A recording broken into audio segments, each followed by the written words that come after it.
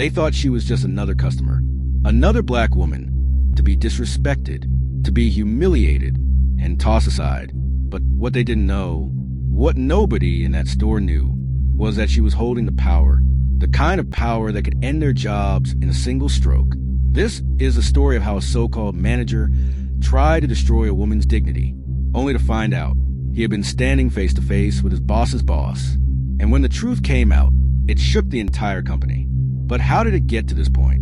How does a simple shopping trip turn into a public scandal? And why was a woman with so much power treated like she had none? Tonight we go deep. This is racist manager kicks black woman out of store, not knowing she owns a chain. It was a Saturday afternoon. The kind of day where the air feels heavy, but the city is alive. Downtown Chicago, busy streets, children laughing, car horns blaring, food carts sizzling, and inside the shining glass windows of a luxury retail store, everything looked picture perfect. Rows of designer bags, polished marble floors, employees trained to smile, to make every customer feel like royalty. At least, that's what was supposed to be. Because when Alicia Johnson walked in that day, everything changed. Alicia Johnson, 29 years old, sharp, intelligent, with quiet fire in her eyes. She grew up in the south side of Chicago, a world that taught her resilience. Her mother worked 2 jobs. Her father, gone before she turned 10. But Alicia carried dreams bigger than her neighborhood. She studied hard. She fought for scholarships. And by the time most people were still figuring out their 20s, Alicia had already built an empire in real estate and investments. She was not just wealthy. She was strategic. She believed in ownership. And in secret, she had recently become one of the youngest co-owners of the luxury chain she was about to step into. But nobody in that store knew her name. To them, she was just another face. Another black woman walking into a high-end space. And to one manager in particular, that was all he needed to make a deadly mistake. Charles Harlan, store manager, 52 years old, a man who thought his suit made him superior. He'd worked at the chain for over a decade, but instead of kindness, instead of leadership, he wore arrogance like cologne. And when Alicia stepped in, his eyes narrowed. He didn't see a customer. He didn't see an investor. He didn't even see a human being deserving of respect. No, he saw a problem. Something to get rid of fast. Alicia strolled through the aisles, her heels clicking softly on the marble. She ran her fingers across the fine leather handbags, pausing at one worth more than $5,000. Other shoppers moved freely, chatting with clerks, sipping water offered by staff. But Alicia, she noticed something different. Eyes, everywhere. On her, an employee trailed behind. Another whispered, and then Charles Harlan appeared. "Ma'am, can I help you with something?" But his tone wasn't offering help. It was dripping with suspicion. "I'm just browsing." "Thank you." She smiled politely, but Charles didn't move, didn't leave. Instead, he folded his arms, eyes cold. "Look, we've had incidents. People coming in here, touching items they don't intend to buy. If you're not serious about shopping, I'm gonna have to ask you to leave." The store went silent. Shoppers froze. A black woman being told to leave for browsing? Alicia's heart pounded. Not because she couldn't afford the bag, not because she didn't belong there, but because she knew this wasn't about the bag. This was about her skin, her presence, her existence in a space they thought she shouldn't be in. "I assure you, I'm more than capable of purchasing what I want." "Then prove it. Show me your ID. Show me your credit card." Alicia stared at him. The humiliation burned deep. Around her, whispers grew louder. Some customers averted their eyes. Others watched like it was a spectacle. And Charles? He leaned in, voice hard. "Otherwise, you can leave now." Alicia could have shouted. She could have called the police. She could have stormed out. But instead, she reached into her purse, pulled out her phone, opened an email, and placed it gently on the counter in front of Charles. On that screen was her name, Alicia Johnson, co-owner, listed in black and white on the company's executive documents. Charles blinked, his smugness cracked. "You might want to think carefully before you finish that sentence." The employees gasped. One dropped a stack of papers. Another whispered, "That's her." Yes, that was her. The woman Charles had just tried to kick out owned the very chain he worked for, and in that moment, his power crumbled. I walked in here today to see how customers are treated, and now I know the story didn't stay in that store. Oh no, within days it was everywhere. Local news, social media, clips replayed over and over. A black woman humiliated in luxury store. Turns out she owns it. The company scrambled. Statements were released. Apologies were made. And Charles?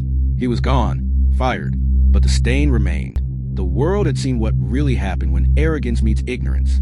Alicia didn't tell this story for revenge. She told it for truth.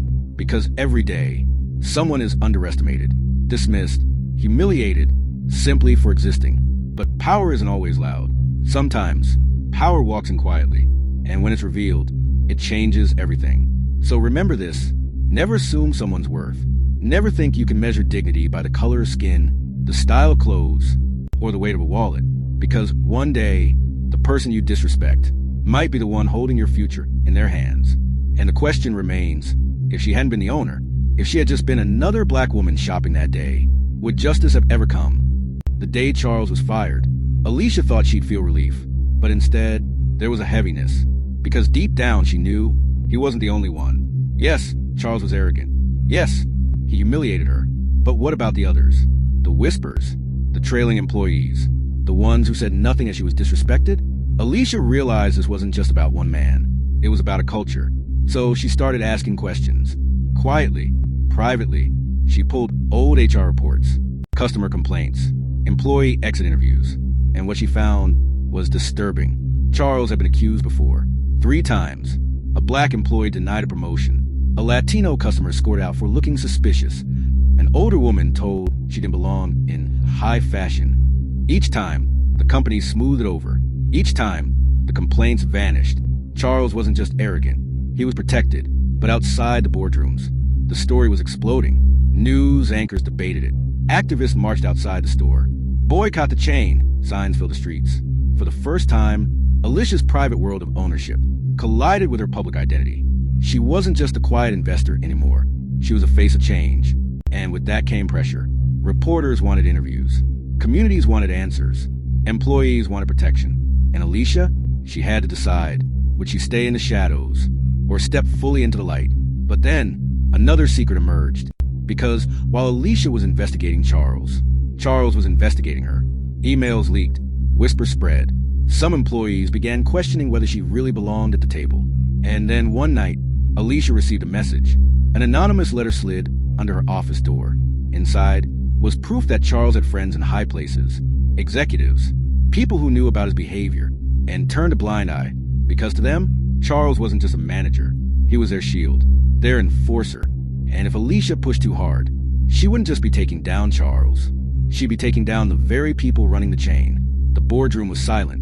Alicia sat at the long glass table. Documents spread in front of her. The executives, older, wealthier, smug, stared back. One cleared his throat. Executive, Ms. Johnson, we appreciate your passion, but this company has run smoothly for years. Charles is gone. The problem is solved. But Alicia leaned forward, her voice calm, but filled with fire. Alicia, no, the problem isn't solved. The problem is you. And I'm not here to protect you. I'm here to protect the people you keep silencing. Gasps echoed across the table. Phones buzzed. Whispers spread. For the first time, Alicia wasn't just a quiet investor. She was a force. And in that moment, the power shifted. The fallout was massive. Executives were investigated. 2 quietly resigned. A diversity council was formed. Employees began speaking out. And Alicia, she stepped into a role she never asked for, but one she was destined for. She became the face of a movement inside the company. Not just an owner, but a leader. The truth is, injustice doesn't always scream. Sometimes, it whispers behind polished walls, in boardrooms, in silent glances, in policies nobody questions. Alicia learned that owning something isn't just about wealth. It's about responsibility, about using power to break cycles that others are too afraid to touch. And as her story spread, it carried a lesson far bigger than one store. Never underestimate the strength of silence, because when silence finally speaks, it can shake the world. But even as Alicia stood tall, a new question haunted her. If Charles wasn't acting alone, if others were still hiding in the shadows, was this really the end, or just the beginning of something even darker? This is Uncovered Crime Stories, where the truth is never silent.